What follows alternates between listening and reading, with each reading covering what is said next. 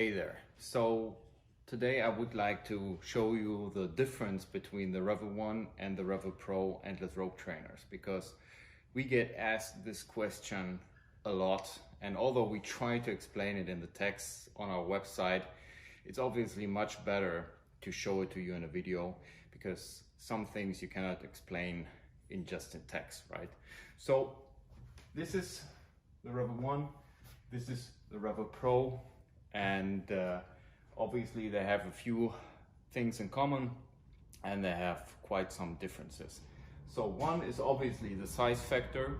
So when you see them both compared directly, you can see that the Revel 1 is a lot smaller than the Revel Pro, and the suspension of both products is identical. So you can suspend them with one carabiner in that setup, or you can suspend it with two carabiners, like shown in this setup, and you can use that one. If you have two carabiners, it will become more stable during faster pulls, right? We deliver it as standard with one carabiner because it's enough to suspend it anywhere, and both units will come with the anchor sling. Anchor sling is that thing that you can use to wrap it around any existing structure and train right away. So it's dimensions, weight, and also the way you adjust the intensity on the product. On the Revel 1, you have a knob that just shows a plus and minus, and you can adjust the intensity by adjusting the knob, right? So if you turn towards plus, it becomes harder. If you turn it towards minus, it becomes easier. But there's no distinct setting. On the Revel Pro, on the other hand, you have an adjustment that you can see here. So you can adjust it in 6 different settings, from very, very light to it becoming progressively harder, and up to 6, which is the highest setting.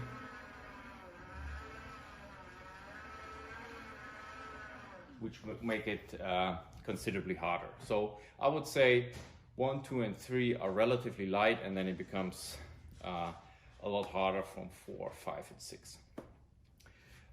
From the maximum resistance, the Revel 1, because it's a direct braking system, can be set to a higher maximum resistance. So you can bring it to almost a full block of the rope.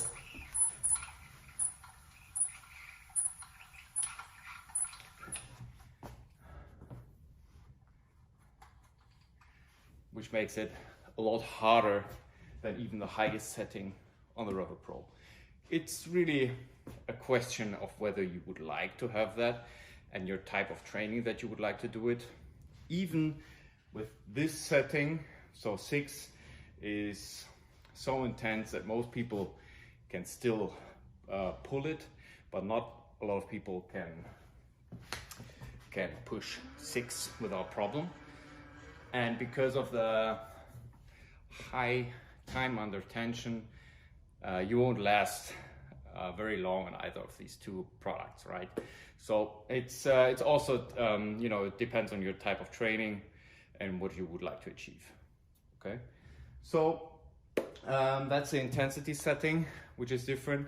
I already mentioned that this has a direct braking system, so it doesn't have rope transport, a smooth rope transport, whereas the Revel Pro has a system called eddy current brakes, and it has, through that and through a transmission in the system, has a smooth rope transport. So during hand over hand, you will have a smoother transition because the rope is still transported as long as you touch it, right?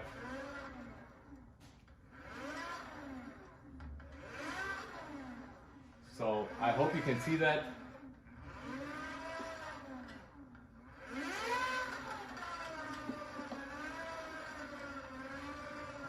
So it's very, very smooth because you have rotating aluminum discs inside the system, and you put them into motion, and additionally you have a transmission system. That's why you can hear that noise when I pull on the Revel Pro.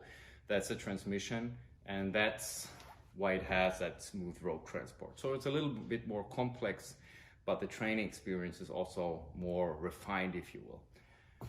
On the Revel 1, it doesn't have any type of rope transport. So as soon as you stop pulling, it will also stop. But again, it depends a little bit also on your technique. So if you're able to pull smoothly, that can be compensated quite a lot. The rope itself, both ropes are made of polyurethane, so they're very long lasting, they hold for a long time, they're easy to clean, and the difference between the two products is that the Revel Pro has a 4-meter rope and the Revel 1 has a 3.5-meter rope, and the rope shape is also a little different.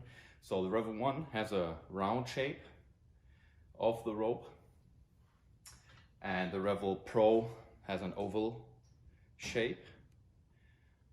It's also a little harder, so the thickness is higher on the rope of the Revel Pro, but it's a little thinner, right?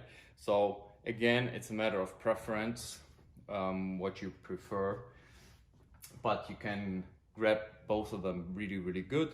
And additionally, you can see that here the Revel Pro has a blue rope insert, and that blue rope insert helps you to count the repetitions or the distance. So you can either count just how many times you see that blue rope insert going by, and then you know how many reps you've done, or you can just go for distance because you know every time you see it, 4 meters have passed. So it leaves you more options on how to design your training. So let me just check. These are the major differences. Yes, so I think I got it all covered. These are the major differences. We just went through them. That would be dimensions, weight, the way you adjust the intensity of the product, the resistance of the product, the shape of the rope, and the additional features of the Revel Pro. Okay, so I hope I was able to answer the question on the differences of the two products. Both products are very light, so the Revel Pro is around, I think, 6 kilos. The Revel 1 is around 1 kilogram less. Both quite small. You can use them with a suspension like you can see here, or even when you do body training, you can use what we call our Flex XL padded handle, and you can suspend your upper arm in it,